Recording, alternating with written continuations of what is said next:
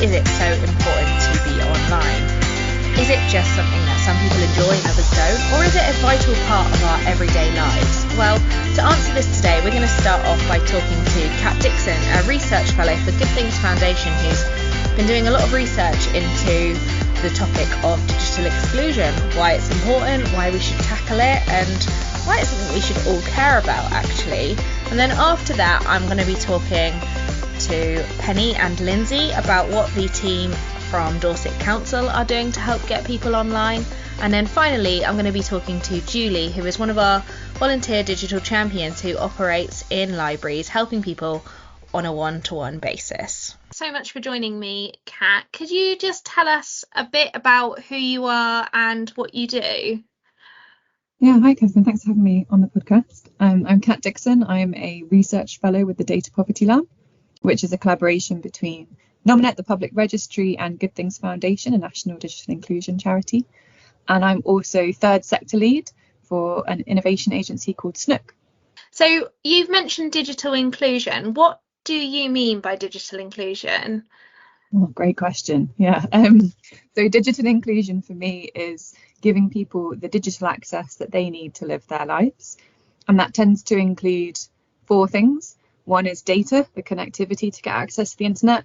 Another is digital skills, so the ability to feel confident using that. One is devices, so having access to a phone or tablet or computer. And the other is the motivation and confidence to use those things well. Why do you think it's so important for people to be online? Is it not just an optional thing that some of us do and some of us don't? In the UK now, a lot of essential services are online. We saw an acceleration of this during the pandemic.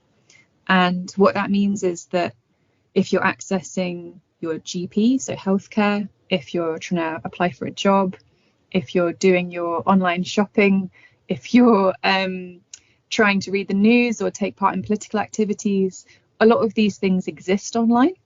So if we don't have access to the internet and we don't have good access, we're not just excluded from online activities, we're also excluded from offline activities. And what that means is that the internet is really becoming essential. It's becoming something that's closer to a utility and a human right. That's really interesting. I've heard that mentioned before, data and things as being a human right. Is that something that you kind of feel strongly about then, that we should start seeing it not as just a kind of an option, but more something everyone's entitled to? Yes, I think so. I think whether we class it as a utility or not is complex. There's actually another research fellow working on this at the moment. But I think one of the things I heard loud and clear in the research that I did with the Data Poverty Lab was that people feel strongly that it is a human right, that they need it to do everything. And I think what's important is it's not just essential services, although that is true. It's also our ability to participate in wider society. It's our way of staying connected with friends and family. It's our way of being politically active. It's our way of expressing creativity, creating online content, taking part in games, learning to play. And without those things, we're cut off from essentials like healthcare, education, but also the things that give us joy in life. That's a really interesting way of putting it, because I often think we focus a lot on what people can't do in terms of accessing GP surgeries and ordering your prescriptions online or doing online shopping if you struggle to get out of the house. I've rarely heard anyone mention kind of the joy of being online. That's a really good way of putting it, isn't it? Because I think those of us that are online have a lot of fun online. It's not just those boring things, is it? Yeah, there's a strong economic argument when we're talking about essential services, and that's something that is often responded to well by central government and by people who hold the purse strings. But I think what's becoming more apparent as data poverty evolves as a field of study is that you're absolutely right. It's also the fun things, and it's what gives life meaning. And I think particularly if we're talking about young children, and there's a lot of concern, rightly so, about how young children use the internet, but it's also becoming a form of self-expression, a way that young people stay connected, whether we're talking about drawing on a tablet or creating a video or sharing that with friends and family. or staying connected through gaming. Lots of young people connect and build teamwork and friendships through gaming. And these are all things that we need to become digitally native. And if you don't have access to them, you are excluded from them. And more importantly, I think maybe as importantly, is like political activism. Quite a few of the people I spoke to worked with asylum seekers and people who are moving to the UK and need to stay in touch with their families back home. But also they access things like creative writing courses to express the trauma of their experience. They did that online and they shared it with other people online. And also this need to raise the voice and the profile of people who maybe are facing some kind of marginalisation in the UK. There's lots of benefits from online access that sometimes get lost in the conversation about essential services or online safety. Yeah, that's really interesting. I think people find their really niche communities online in a way you could never find them in person, could you? That's really interesting. So I've come across your periodic table of internet elements. Could you just describe what that is a little bit? I'll include it in the show notes with this episode, but could you just explain a bit how you came to that? How did you find the information for that? Sure. So the periodic table of internet elements is a graphic. You can download it from the Good Things Foundation website. And what it's trying to do is to encapsulate the range of things that we use the internet for. It looks like the periodic table, the one of chemicals and elements that we use in science. And along the top, it has categories, things like government services, things like housing, work, education, creativity. And then within the table itself, there's examples of these, so things that we use the internet for. And some of these are very familiar things, like using the internet to check the football scores or look at the news or send an email or use social media. And some of them are things that are more important to people who are disproportionately affected by data poverty. So things like immigration services, filling out your universal credit application forms and also your daily journal, online shopping, you mentioned if you can't get out of the house, and things like disability access, so using doorbells or accessible technology. And I guess the point of the table was to try and express what I was hearing from research participants, that they use the internet for everything. I would ask people, what do you use the internet for? And they would start listing out, well, I use it to do some online shopping, and sometimes I talk to my friends, and sometimes I pay for my parking. And as I would ask, well, do you use it for this or do you use it for that? They would be surprised and I would be surprised by how much we use the internet for. And I had a lot of quotes that said, oh, well, I use the internet for everything. I use it for everything. Someone described it as their third arm. But I needed a way to communicate that to policymakers and telecommunications companies and people in power about what it means to be cut off. And that's essentially what this tool is trying to do. You mentioned policymakers there. I guess it'd be interesting to hear from you.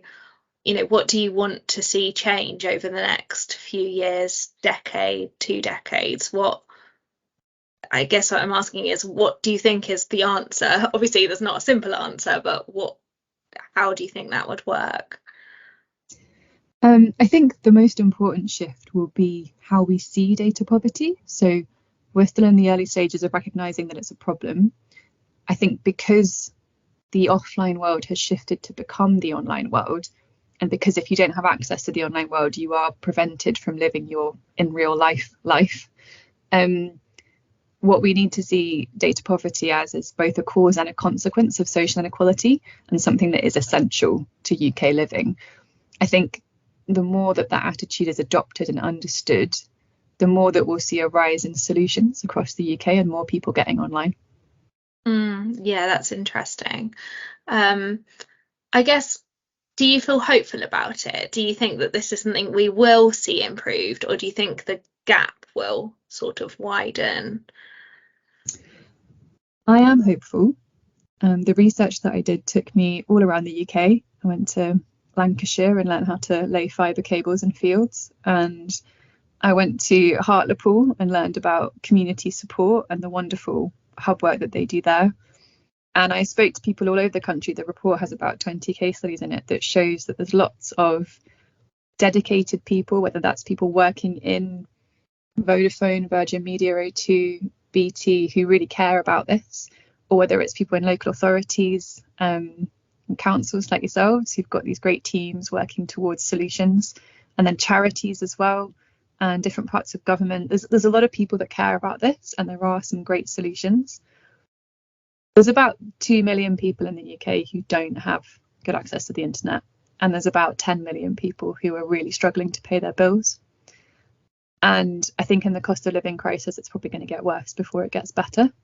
And this isn't people that don't have any access. This is people who watch the data on their phone tick down like they're watching their gas meter tick up. Like there's a concern about cost, there's a concern about accessibility. I think the more that this is recognised as a problem, the more impetus there will be from central and devolved governments to address it. And however much I believe in the wonderful community work that's happening, I think we do need a structural shift to really address this, and that has to come from the centre. That's really interesting. Of all the solutions that you saw, when you were talking, you're laying cable, is there anything that really stood out to you as kind of an out of the box approach? Or have you got any kind of standout examples of times you've seen kind of it going really well? Absolutely. I've worked in innovation and healthcare and social care services for quite a few years now, and I'm always struck by how the simplest solutions are the best. My favourite solution is what I call Wi-Fi in a box. So that's a box that's about the size of a paperback book, and it's either powered by the mains or by a battery, and it uses a mobile signal to get broadband or Wi-Fi connection to a household or a building. And Scottish Government, through some really great partnerships with charities, distributed about 60,000 of these during the pandemic. And there's a great organisation called Power in Hartlepool who've distributed over 1,000 of those. And there's also a great organisation called Jangala who started off by doing connecting people in refugee camps, and now they've pivoted and they're doing more UK-based work distributing these devices. And they're really simple. You stick them near a window, you plug them in the mains or charge up the battery, and they get a household online. And I think the reason they're so brilliant is because they're quick. You just have to post them or give them out. Some people give them out in community centres. They're really easy. So if you don't feel digitally confident, you don't have to have a big discussion about where your fibre goes into your house or how you can set up certain connections. It should be quite plug and play. It's relatively cheap. You've got the cost of the box, but then it only costs sort of 15-20 quid a month on a lot of these social enterprises that are running this. And it's also something that you can take with you. So if you have a complex life, if you are claiming asylum in the UK, if you're facing homelessness, if you are facing some kind of financial instability and your housing situation is not stable, you can take Wi-Fi in a box with you. And that's really important. And I can't express how impressed I am by some of the work they do. My favourite example of this was they had a stack of these boxes, a small stack, in the stockroom of a local community cafe, so that when a woman presented as a domestic abuse survivor, she could be handed one immediately. So she had internet to do her housing application, to try and find a job, to look after her kid, and it was an immediate response. And I think that's a great example of how this can affect people's lives. Yeah, that's amazing, because I guess some of these things take a long time to set up, isn't it? So if you've got something you can literally just get connected, that's amazing. So thank you so much. This has been brilliant. If people want to read more about this as an issue or read more of your work, where can they go? So they can go online, unsurprisingly, and find, if you search for Good Things Foundation, the Data Poverty Lab. There is the periodic table, which you can download and use as a tool. I know that some organisations have been using it as a tool to talk about data poverty and to think about what's missing from that table. If you think something really important is missing, do message me on LinkedIn. I'd love to hear about it because I'm fascinated about the next iteration. And you can also find the full report online on the Good Things Foundation Data Poverty Lab section of the website.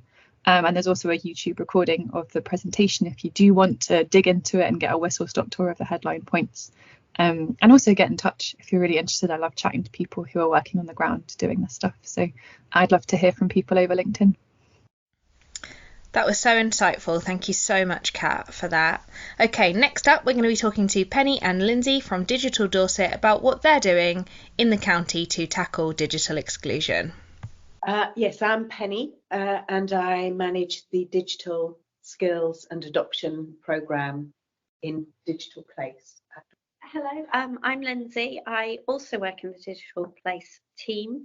My role is running the volunteer digital champions, who I'm sure you'll hear more about as we talk, and doing some project work within that team. Obviously, this whole team is about tackling digital exclusion. How did that come about? Why was that a priority? We were set up initially to improve the adoption of superfast broadband as the rollout happened. And it became obvious quite early on that some people were never going to take a service. And I became interested in that group because it was clear that digital was gaining momentum and more things were going online, including council services. And these people were really going to miss out in their lives if they weren't online. And so I became interested in what we could do for people who were digitally excluded, and looked around to see what other people were doing, and began to do some pilot work here in Dorset. Yeah, that's really interesting. So what is it you do then? How have you chosen to tackle? Well, we started with setting up the volunteer digital champions because that was a model that had been used elsewhere and is really important because people are offline for a reason, and it's usually a combination of barriers that are stopping them being online. And so group training was never going to work. People needed individual support, and using volunteers was a way of providing that. Because, and especially in Dorset, because lots of people come to Dorset to retire. They're older, they've got time, they've got enough resources to be able to give of their time and their experience. And so finding volunteers with the right credentials, with the right experience and motivation to help was relatively easy, and I think has continued to be relatively easy to find the right sort of people. Yeah. And they form the backbone of everything that we've done, and we set them up doing a certain task initially, working in libraries and community centres and providing one-to-one help. But when we've done other trial projects and working with different partners to provide support in different areas of Dorset targeted on particular types of people, and we've asked our volunteers to help, they've just thrown themselves into it. They've just got right behind it and have come with us on the journey. Some of them, for almost all those 10 years, have been with us and tried things with us and learned with us and stuck with us. And it's been a fantastic journey, actually. That's great. From your point of view, Lindsay, you obviously manage the volunteer digital champions. How is that? What's it like? Privilege. They are, I think you're going to ask us later what we're most proud of, and to be honest, it is the volunteer digital champions. They, as Penny has said, some of them have been with us a very long time. They give their time, but they give their knowledge, they give their patience. They are just amazing people, and they are able to give that time to someone one-to-one and give them the opportunity that those people need. And do they feel that that's successful? Have they seen the results? Yes, I think they all say it's rewarding. I think they are all digital enthusiasts themselves. They've seen what the digital world can give to them, and it's their chance to show it to someone else, which I think it is part of why it's rewarding. But they also say to me that, as Penny's alluded, about 75% of them are retirees. They feel it's something that keeps them active socially, but also intellectually. Keeps them thinking. They get challenged by some of the learners with some of their queries, so they get lots out of it. That's great. So, and what else? What else does your team do? So we also help people overcome the barrier, the financial barrier that stops them being online. We have a project called Digital Doorway, where we give out devices to people who aren't online at the moment, and they get their device with some skills support if they need it as well, so that they really get a a good start into the digital world if it's their first voyage in that way. And that has been really successful, particularly during the cost of living crisis. We've seen people really struggling. We give out data as well, and some people have devices without data, some people have data without devices, and some people need both. And that has been really impactful. But we also help businesses with their digital skills, and we help promote Dorset as a digital place as well. So there are other things apart from digital inclusion that we're involved in as well as that. So we also have the Embedded Digital Champions programme, which has trained up nearly 1,000 frontline staff to be digital champions in the moment, as they're working as part of their normal job, when they come into contact with residents who have a barrier to using a council service digitally. They then get them over that barrier, either by signposting them to the Volunteer Digital Champions or signposting them to Digital Doorway, the device giving project, or they help them in the moment to set up an email address maybe, or whatever it is, that they can just get them through that barrier so that they can access the service that they need in the most appropriate and effective way for them. Brilliant, thank you. So you've already touched on it, but what are you most proud of in all of this work? I'm most proud that we have been innovative in the way that we've approached digital exclusion, because we were one of the first councils to really take on board the problem. There was no blueprint. Other people had tried volunteer digital champions, but we took it on, really embraced it, and experimented with the format. So at one stage we had over 70 digital champions, didn't we? And we realised that some of them, we didn't really know what they were doing. In fact, they weren't really doing anything very much. Whereas now we have a smaller number. Is it 45 now? Yeah. But we know exactly who they see, what they do, and we can track the effect that they have, the number of people that they see and what they help them with.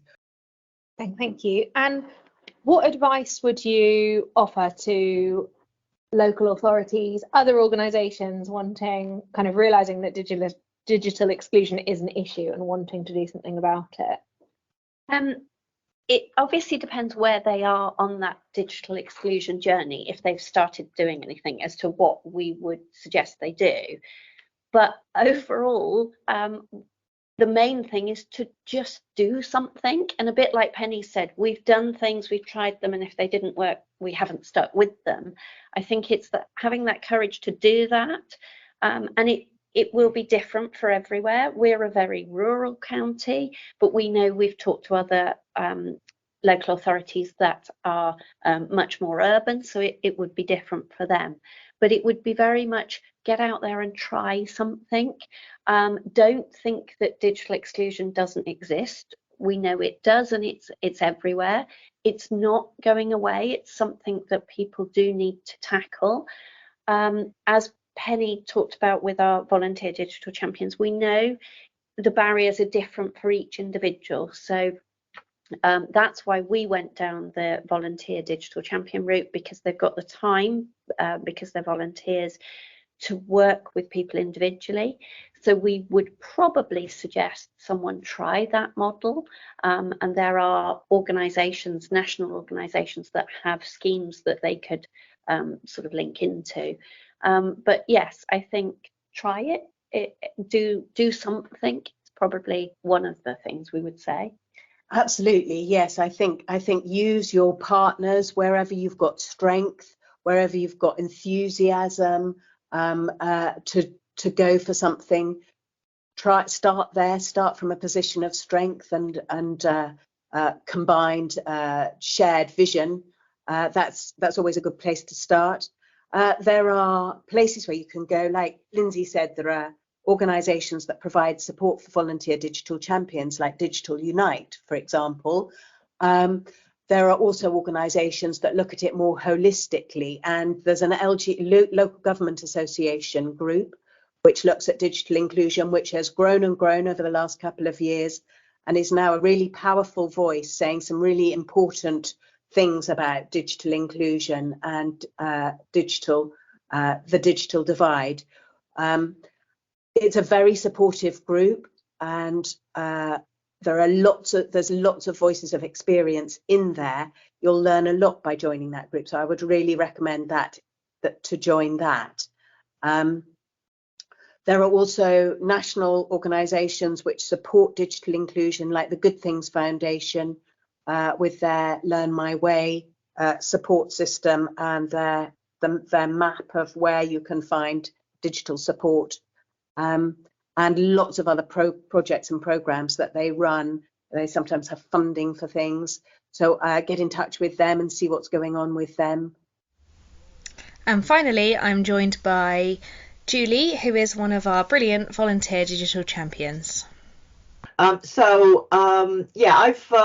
been a volunteer digital champion since 2018, and that means that I go to the library every Friday morning and help people to get online.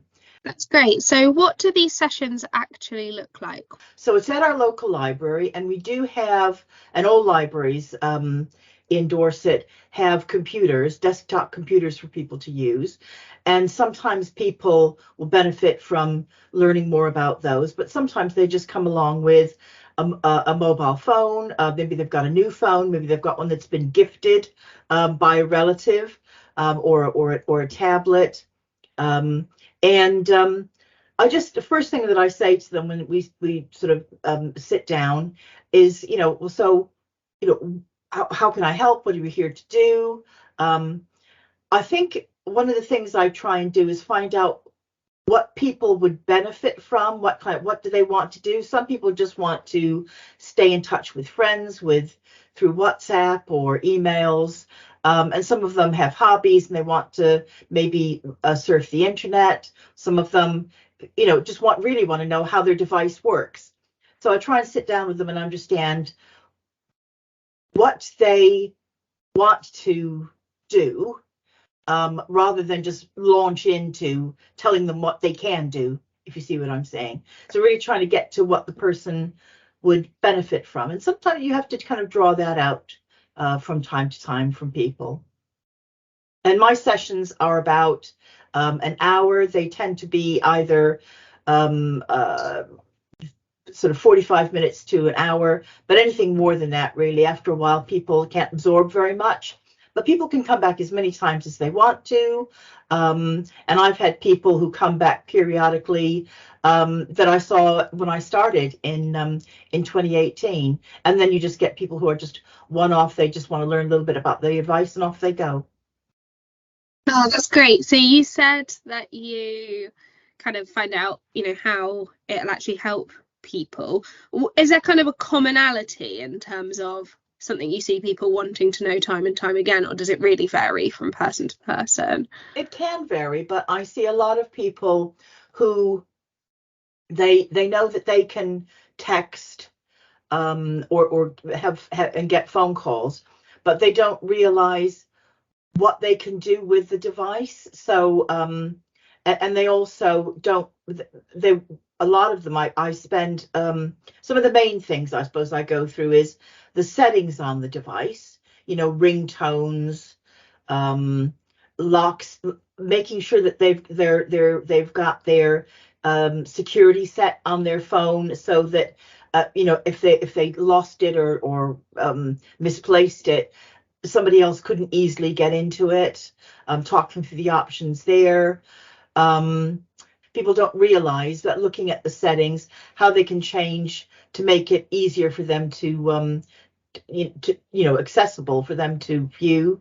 So settings is a big one, and then just some of the basics around. A lot of people are starting to use WhatsApp now, and sort of text messaging, things like and just answering your phone, setting up an answer phone so you don't miss a call. Sometimes it's just really basic stuff, and people don't know what they don't know, so you kind of a little bit you have to guide them. But I try not to be, sort of, telling them you should do this, that, and the other. Yeah, that's really helpful. Thank you. So I guess, have you got any kind of standout times of someone where you think, wow, yeah, that really helped? Yes. I had a lady, she's 90, how would you know, 93 now. But she's been coming to me on and off since my very first sessions. So she was pre-COVID, and she wanted to. She was going to go in for a hip replacement operation and didn't want her family to have to be too. She didn't want to have to be too reliant on them because she's a very independent person, and so talked to her about. She had a laptop at the time, and should she get a new laptop? Should she get a phone? In the end, with our discussion, she decided to get a tablet, and I helped her to really access some services and things that she wanted to know about, how she could renew her library books online, how she could order her prescriptions online, and some of the routine things that she needed to do. And so basically I helped her through that, and she decided to go for a tablet in the end.